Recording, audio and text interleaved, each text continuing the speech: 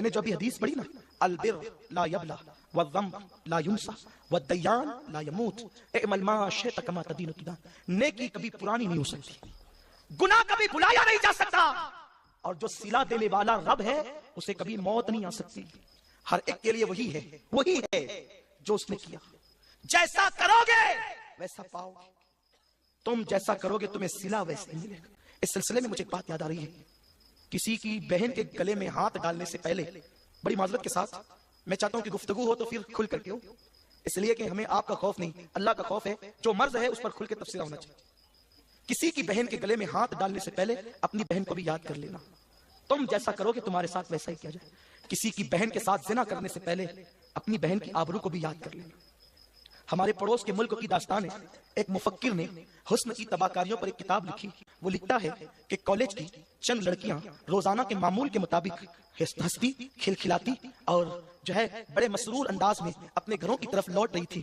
ایسے میں کالج کے کچھ لڑکے روزانہ کے معمول کے مطابق بائک ان لڑکیوں کے پیچھے انہیں چھیڑنے لگے۔ بچیاں کچھ جواب دیتی ہے، کچھ سر جھکا کر برقع پوش ہے آگے بڑھ جاتی ہے۔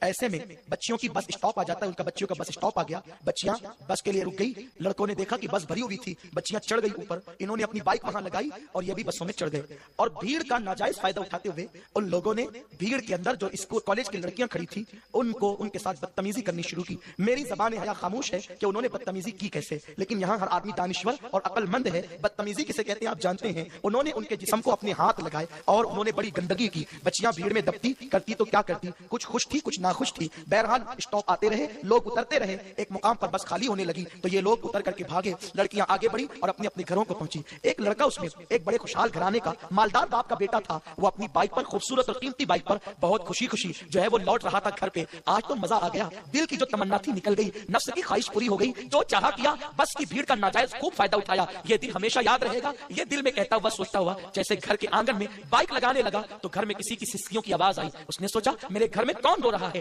جلدی سے بائک کھڑی کی، اندر دوڑتے گیا تو خوبصورت اکلوتی بہن ماں باپ کے درمیان بیٹھ کر ہچکیاں لے کر سسکیاں لے کر رو رہی تھی۔ بھائی نے جذبات کے ملی جلی کیفیت میں کہا اسے کیا ہو گیا ہے۔